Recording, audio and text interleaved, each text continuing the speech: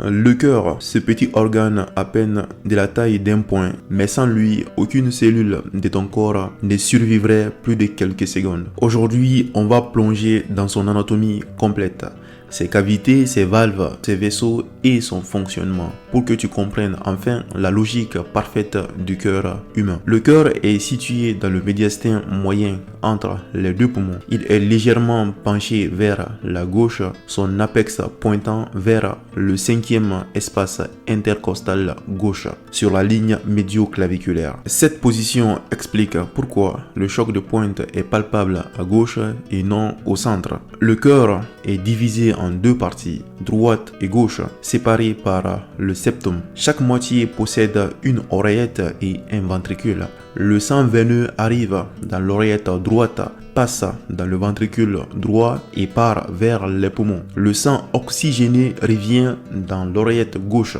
passe dans le ventricule gauche et est éjecté dans l'aorte. Simple mais d'une précision incroyable. Pour diriger le flux du sang, le cœur possède 4 valves. La valve tricuspide entre oreillette droite et ventricule droit. La valve pulmonaire à la sortie du ventricule droit. La valve mitrale entre oreillette gauche et ventricule gauche.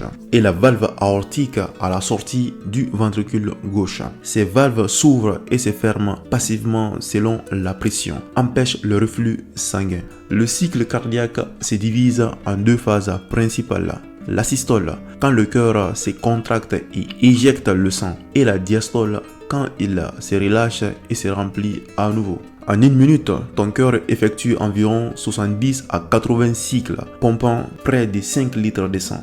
Le cœur bat de façon autonome grâce à son système électrique. Tout commence dans le nœud sinusal, le chef d'orchestre, situé dans l'oreillette droite. L'influx passe ensuite au nœud auriculo-ventriculaire, puis descend dans le faisceau de His et les fibres de Purkinje, provoquant la contraction ventriculaire. Le cœur possède 3 couches, l'endocarde, la fine couche interne, le myocarde, la couche musculaire épaisse, responsable de la contraction, le péricarde, qui enveloppe et protège le cœur.